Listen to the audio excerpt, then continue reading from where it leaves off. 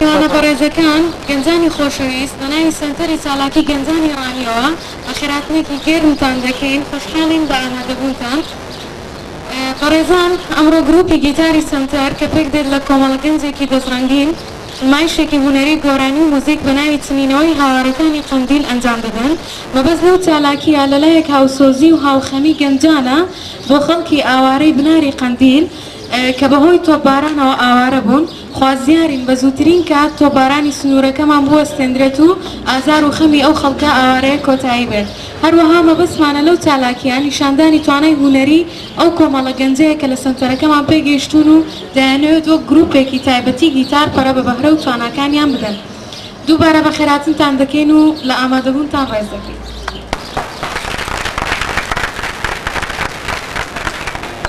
دەستپێکی چالاکەکەمان بە وتارێکی سەنتەر دەست پێ دەکات. باکە خالید بەڕێوەبەری سەنتەرەکەمان بفەرمێ بە وتارەکە. خواست و بەهرەکانی گەنجان ئەم سەنتەرە پرۆژەیەکی خزمەتگوزاریە. خۆشبەختانە لە کاتی هاوینەدا خۆتان دەزانن ڕۆژەیەکی زۆری گەنجی کوڕ و کورد سەردانی سەنتەر دەکات. من دەمهەوێت داتایەکتان پێ بڵێم ئێستا لە بەشی شێوەکاری کە دوو گروپیان وەکو ستایلێکی تازە هەم گوێبیستیە هەنگەکە دەبن هەمیش چەند تابلۆیەکی شێوەکاری دەکێشن. 39 گەنجی کوڕ و کورد لە بەشی شێوەکاریمان بەشدارە بە شێوەی گروپ کار دەکەن کەوە ستایلێکی زۆر جوانی هونەری بێرە بەخشیوە. من دەستخۆشی لە مامۆستا ڕێباز و گەنجە خۆبەخشانی بەشی شێوەکاری دەکەم کە ڕۆڵێکی زۆر باش دەژێڕن چەند گەنجێکی خۆبەخش هاوکاریان دەکات. لە بەشی مۆزیکی سەنتەر دەمەوێت پێتان بڵێم نزیکی 78 گەنج ئێستا لە بەشی مۆزیکی ئێمە ڕۆژانە ڕاهێنانیان پێ دەکرێت. گەنجەکانمان کردوتە سێ گروپێکیان تیپی مۆزیکی سەنتەرن کە کۆمەڵە گەنجی زۆر دەستڕەنگین و کۆمەڵە گەنجی زۆر خۆبەخشی تێدایە. ئەوانە گەنجی وایان تێدا 7 ساڵە لەم سەنتەرە بەشداری چالاکیەکان دەکات لە ڕاستیدا بەبێ بەرامبەر بەشداری دەکەن و هاوخەمی و عشقێکی هونەری زۆر جوانیان هەیە. من دەست و پەنجەیان دەپوشم دڵنیام ئەوانە دەبنە هەوێنێکی زۆر باش بۆ پەرەپێدانی بواری مۆزیک.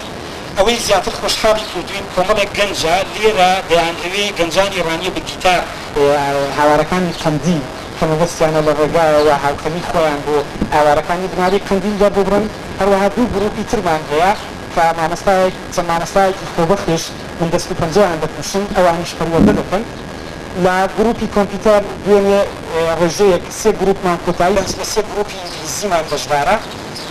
سەردانی کتێبخانەمان زۆر زیادی کردووە بە داتا پێتان دەڵێن مانگی ڕابردوو 600 و تقریبا 36 کەس خواستنی کتێب و سەردانی کتێبخانە و کتێبی خوێندوتەوە کە ئەو کۆمەڵێک وەرزشکاری زۆر بەڕێزەوە لە سەرویانەوە کابراس شەسەپەرشتی بەشی وەرزشمان بکات بە شەو و بەڕۆژ سەنتەر کراوەتەوە تی سەنتەر یارمەتیان دەبن دوانوی یاریەکانی مۆندیال بەخشتن و خۆشبەختانە ڕێژەیەکی زۆری گەنج یاریەکانی مۆندیال دەبینێت.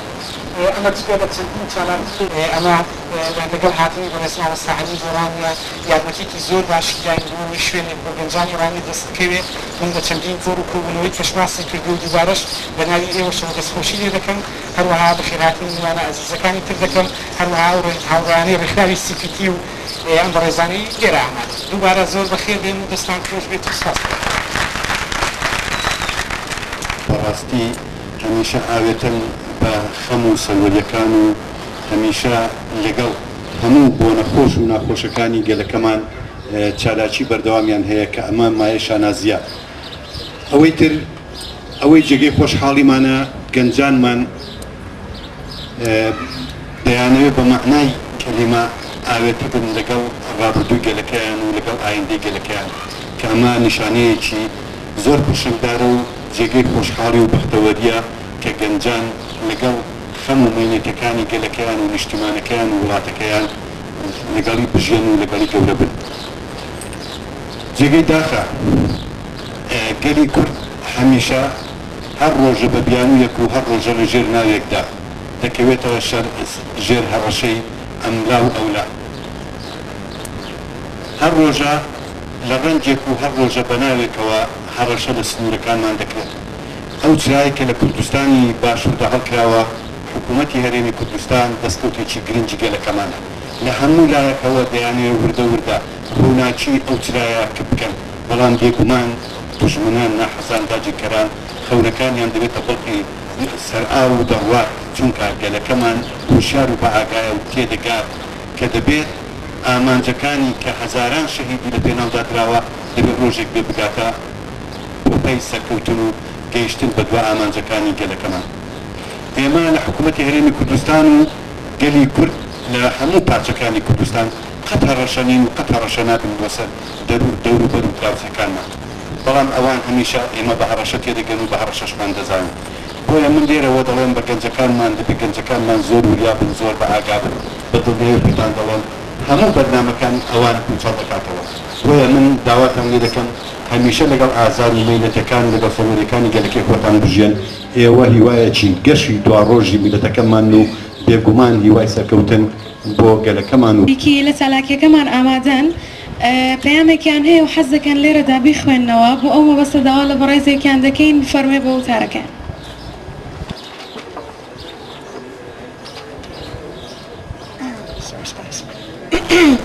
Shalom, I'm Katan Bash. It has been a privilege for us to live and work among the Kurdish people. مای خۆشحاڵی بۆ ئێمە لە نێو گەلی کورد بژین و ئیش بکەین. Okay.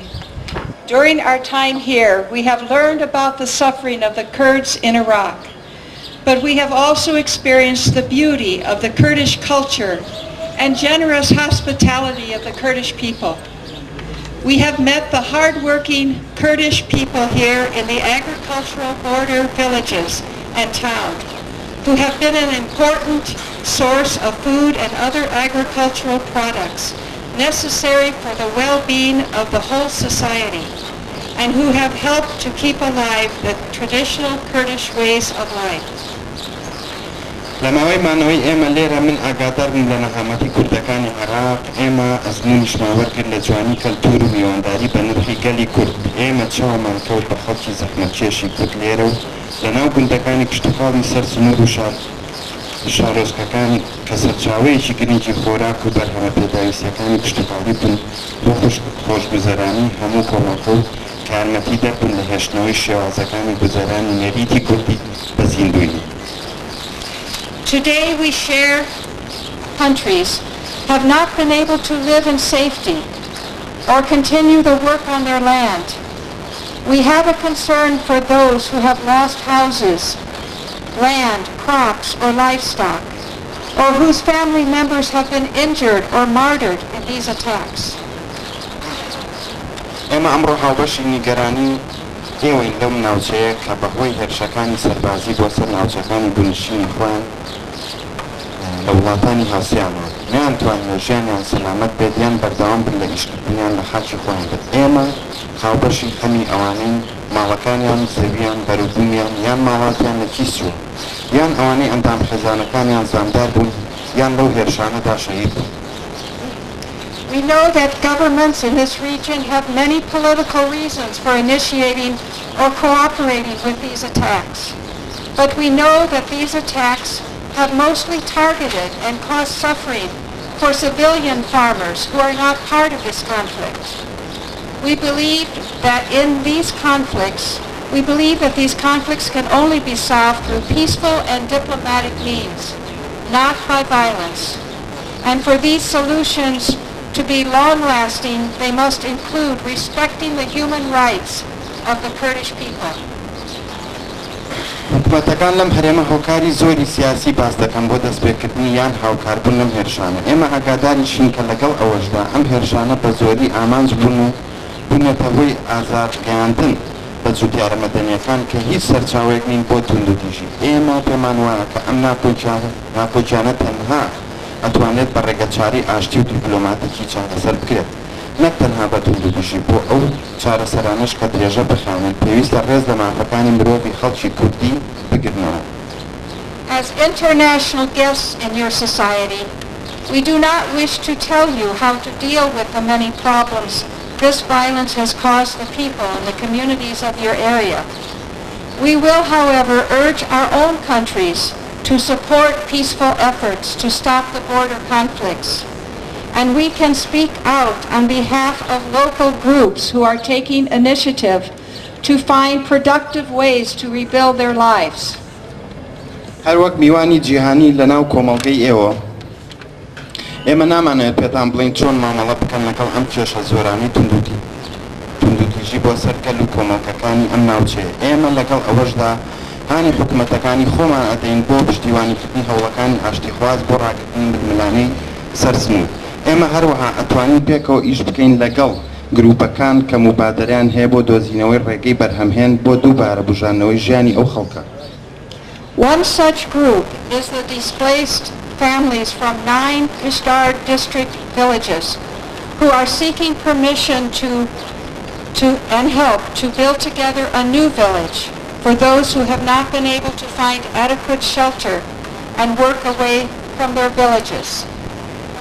یەکێک لەو چەشنی گروپانە بریتیە لەو نەوە گوندەی قەزای پشدەر کە هەوڵ ئەدەن بۆ وەرگرتنی مۆڵەت و یارمەتی بۆ ئەوەی پێکەوە گوندێکی نوێ دروست بکەن و بۆ ئەوانەی کە نەیانتوانیوە پەنایەکی گونجاویان دەست بکەوێت و دوور لە گوندەکانی خۆیان دابمەزرن.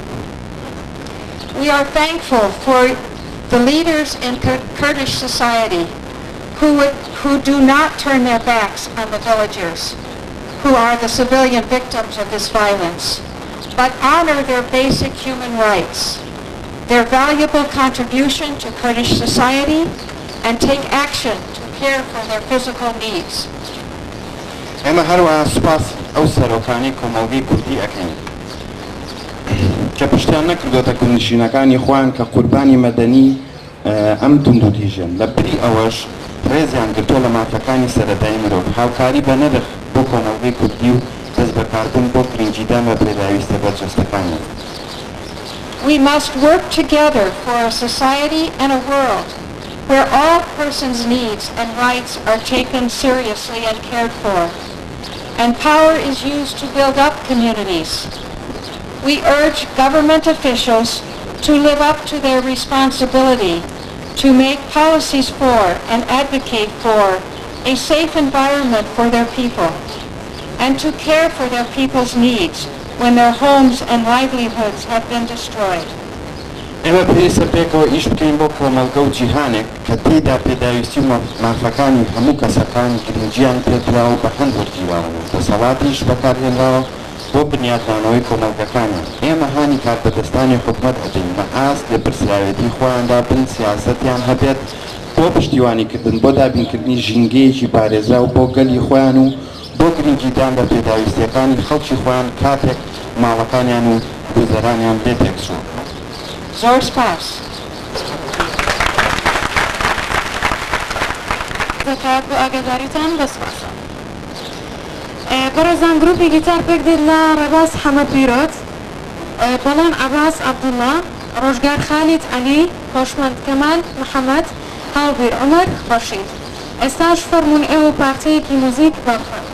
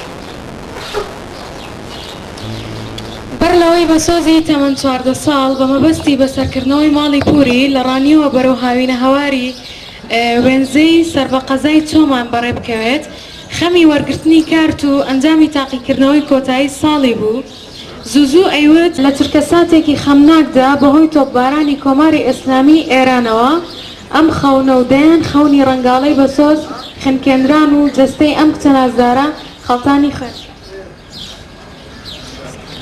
ئێستاش ئێوە گۆرانی لایلایی مەسهەری خالقی بە دەنگی بەڵێن عەباس.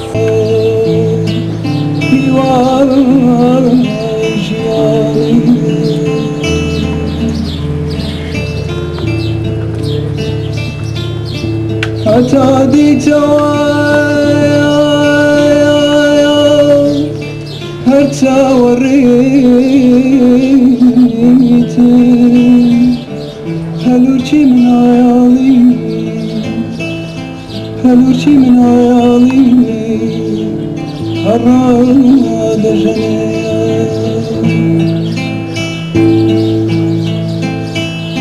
ليلى ليلى ما مشاني من وين يبغاني بعد الشودي ذاك خوادي لجاني خوادي لجاني ليلى ليلى مركز جاني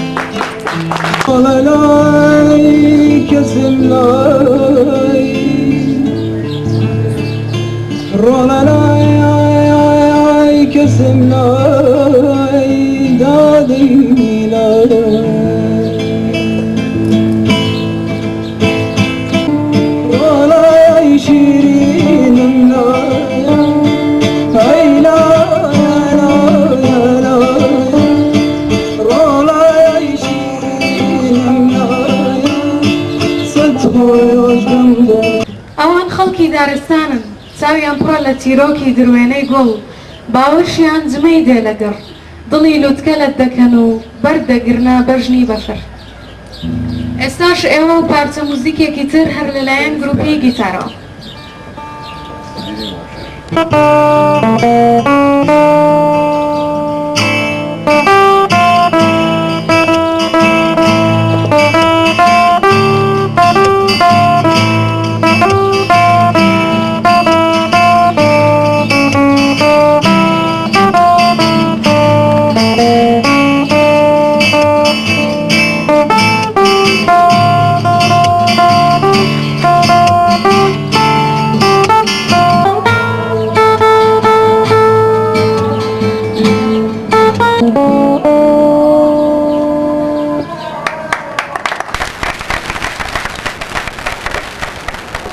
تۆپ بە هاوێن گر بەردەدەنە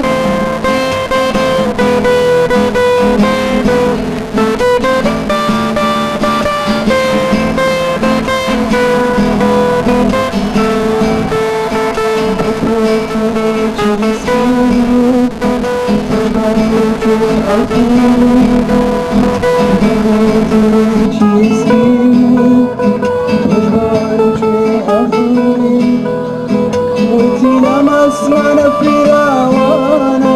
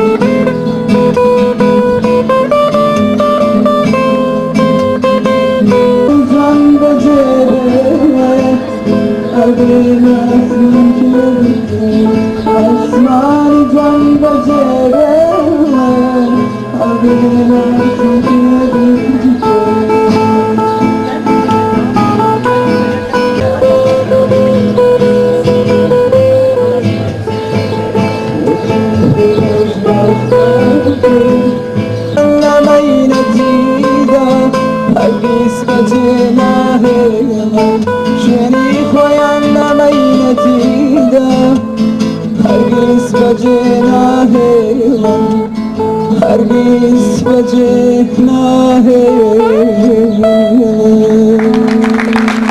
ەکانیەوە دەخەنە خوار. ئێستاش ئێوە و پارچە موزیکێکی تر لەلایەن گروپەوە.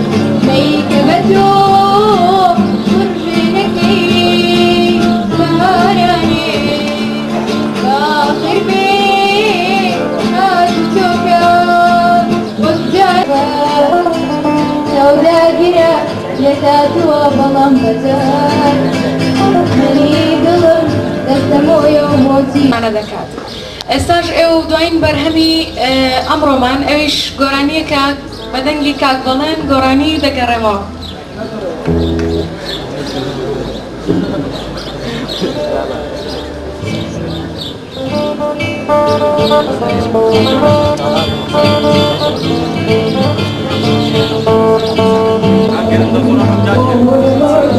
Oh,